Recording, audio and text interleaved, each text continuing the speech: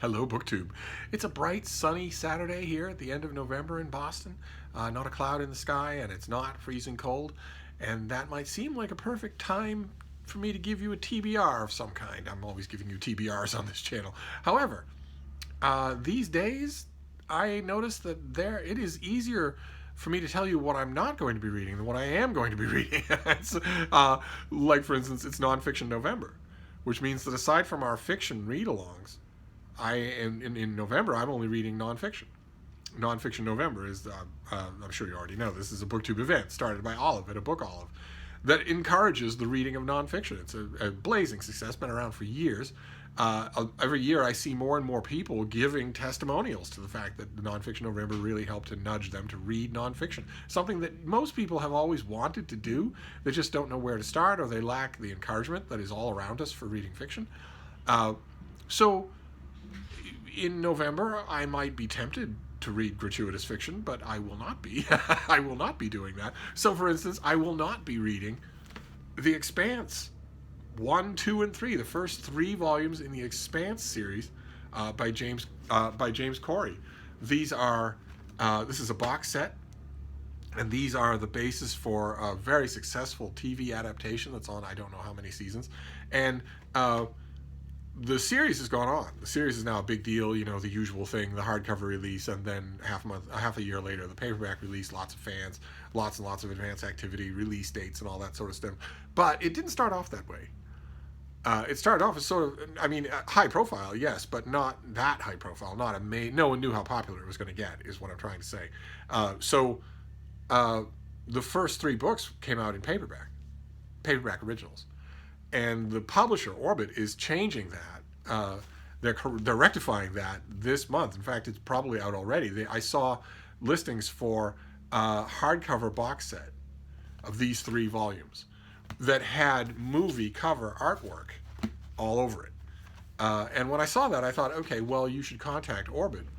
You should contact somebody at Orbit and see if they won't send you that hardcover box set. That's very interesting. And I don't think that I've read these. I've read this is Leviathan Wakes, Caliban's War, and Abaddon's Gate. And I believe that I have read, I wonder if this lists them all. Probably it doesn't, not on the box. Actually, I wonder if maybe it lists them in the book. I think I came to the Expanse series, oh no, it doesn't, okay. Well, anyway, I think I came to the Expanse series at book 4. I think I came to this series once it was starting to gain massive popularity, and I thought, you know, get in touch with somebody at Orbit and get that box set. And then I thought, no, wait. As much a fan as I am of the series, and as I think the hardcover box set with the movie artwork, or with the television series artwork, looks kind of good. As much as a fan as I am of that, and of course. Of course, I'm a great fan of one particular cast member of The Expanse. One particular cast member of The Expanse is somebody whose career I have followed for a long time. I have a lot of faith in him. I think he's really good. And I'm glad that he continues to get work. He is a perfect example of a Hollywood star whose name is unknown to anybody, who has never failed to have work in hand. That's fantastic. I love that kind of thing. I don't really trust people when they become a phenomenon, you know, a name phenomenon. Unless they grew up in Iowa, in which case I'll make an exception. Anyway, we're way off the beaten track. Because when I was thinking about that, I realized, well, you know, much as I might like that, I like this a lot better. I like this cover artwork a lot better. And I don't need the hardcovers. I don't need these things to be in hardcover. So I ordered the box set of trade paperbacks at Barnes & Noble with, you know, where I have an employee discount. So it didn't end up being that much money. I didn't notice, there was no way for me to know ahead of time. I didn't notice until I got this thing that, boy, they don't make box sets the way they used to.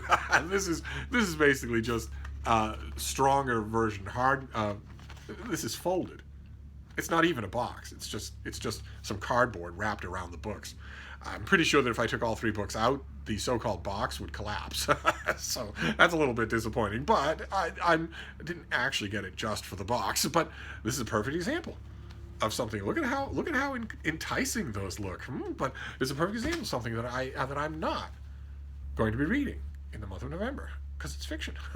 And in the same token, I'm also not going to be reading any 2020 books. Book 2, Eyes on the Prize. Okay? I'm the cute one. Okay?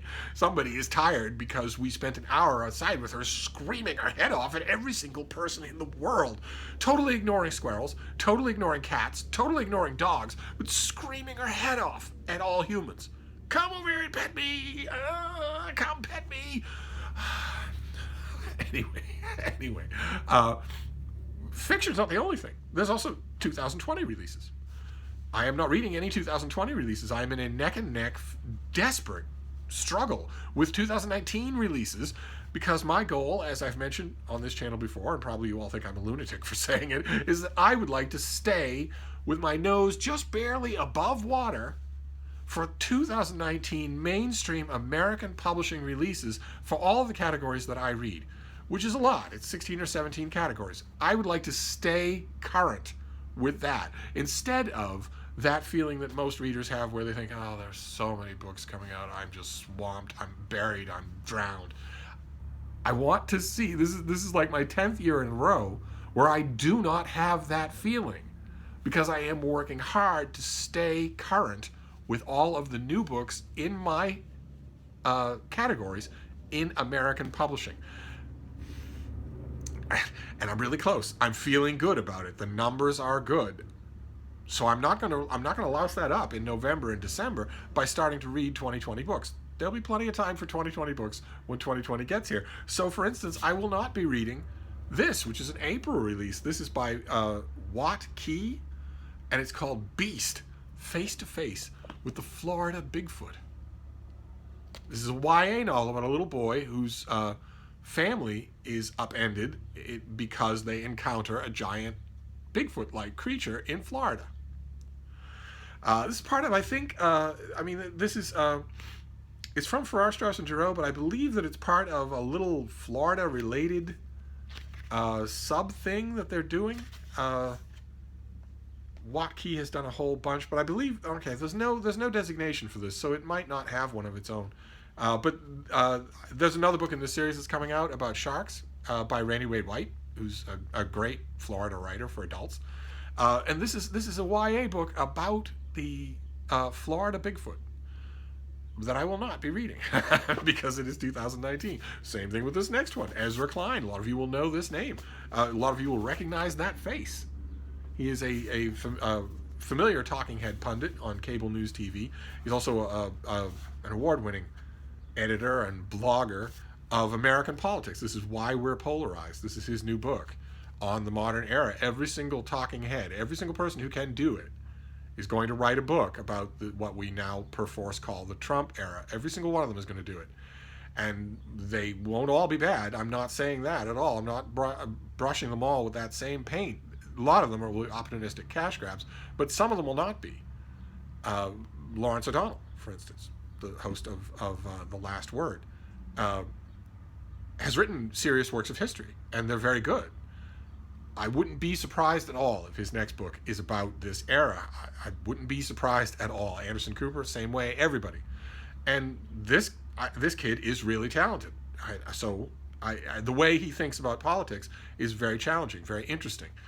So this naturally appeals in a way that, for instance, Free Melania does not. But I will not be reading it because it's 2020. Same thing with this one. This is by Vivian Gornick, an author I really like. This is The Romance of American Communism. All about why Americans in the lap of luxury and the most prosperous and most powerful and most commercially affluent country in the history of the world would flirt with the idea of communism. I don't know if David Murphy is featured in this book at all, but it's a subject that's fascinating to me. I think it's absolutely daft and utterly fascinating. So of course this book appeals, but this is when? What do we have here? This is April. This is April, when the winter will be long over. The winter that hasn't even started yet here in Boston will be long over. Last winter was fairly mild. There was about a week that was severely cold. I mean, even by lower 48 standards, severely cold.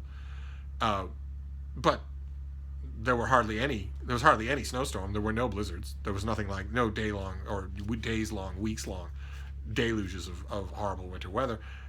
It's possible that this winter will also be mild, but it hasn't started yet. Not really. Not in Boston. And by April, it'll be long over. So this book has to be ignored until then. Same thing with this next one, an author whose name will be known to all of you. This is Veronica Roth.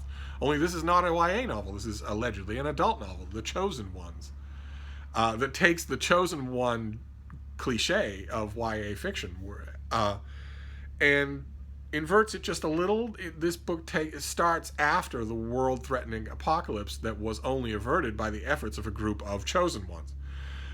So the danger is past, and now the book starts out with the conceit of, well, what do you do after that? If you are the chosen one and the thing for which you are chosen is over and you succeeded, then what do you do? What's the rest of your story like? And we shall see. The reason I say allegedly is because I have watched a lot of YA authors try to cross over to adult fiction, and they don't do it. Instead, what they do is write more YA, throw in a little gratuitous sex, maybe update their jokes for once in 20 years, and then have their agent put it out as adult fiction, with the result that not only is it not adult fiction, but all of adult fiction is adulterated just a little bit at a time, one book at a time, by these books that I'm sure you've seen them in your bookstores. I don't know anything about this book. She might succeed. But I'm sure you've seen the books in your bookstore that have the cartoony covers, cartoony, goofy, male, female, meet cute, encounter all sorts of wacky catastrophes. Basically YA books, only where the characters have FedEx cards. That to me is a cosmetic change. If you're a homeowner and you're still having a YA adventure, then you're a YA book. I'm worried this will be the same thing, but we shall see. Because see, she's even super serious. She's not a kids author anymore. But this is April. So it's not anything I'll be reading now. And sometimes that's a great temptation. Like, for instance, this is February. This is The Other Bennett Sister by Janice Hadlow. This is a big, fat Austen pastiche novel about Mary Bennett, the Bennett sister that even people who hate the hateable Bennett sisters don't, Mary Bennett is the stick-up-her-butt pedant, the one who's always quoting stiffly and artificially from books that she's read. And it's just assumed in the course of Pride and Prejudice that she will be the one to stay home with Mrs. Bennett forever. That she will be the Bennett girl who never marries, nothing becomes of her at all.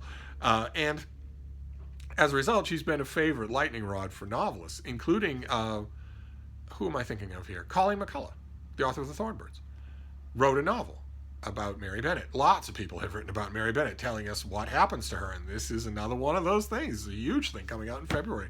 Looks like 2020 will be a very active year for Austeniana, for novels about. There's a novel about Cassandra Austen. There's a novel about a Jane Austen book club. There's two novels about two of the Bennett girls. The other one is called The Preacher's Daughter or The Preacher's Wife. I think. Oh no, that's about Charlotte Lucas, but it's a Pride and Prejudice book anyway. It looked like there might be a little bumper crop of those in 2020, which it would ordinarily fascinate Steve and does, but it's not going to help me any. I'm not going to read them. I'm not going to read them until 2020. Same thing with this one. God help us if Jane Austen pastiche fiction came close to being a bullseye for Steve. What does this book do? This book is, in fact, a bullseye. This is by Nina Sankovich, and it's American Rebels. How the Hancocks, Adamses, Quincy families fan the flames of the American Revolution. Those are all Boston families.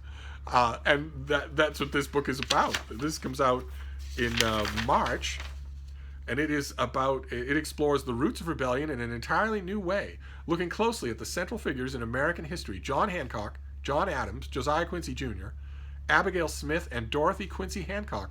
The author explores how they became the revolutionaries that are so well known today, and how each one's revolutionary spirit developed and evolved.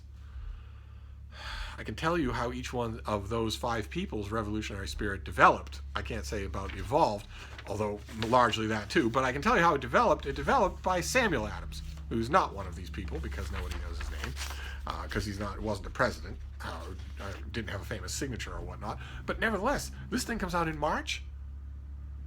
How much of a Steve book is this? But no, no. So really, I'm doing a pyramid, but I really ought to do it in reverse. I really ought to be a ziggurat of some kind.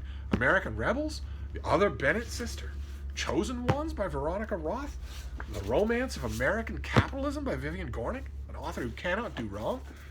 Why We're Polarized, Ezra Klein finally coming out with his book. There's Beast, a YA novel about a kid who encounters the Florida Bigfoot. There's the Expanse, the first 3 Expanse novels in a lovely box set. I'm not reading any of it. so there you go, BookTube. Am I right in thinking that this is BookTube's very first anti-TBR? Is it? Is this an anti-TBR? Is this a Bizarro World TBR, an RBT? One way or another. I'm not reading any of these things. Thank you, BookTube. Me am going now. Hello.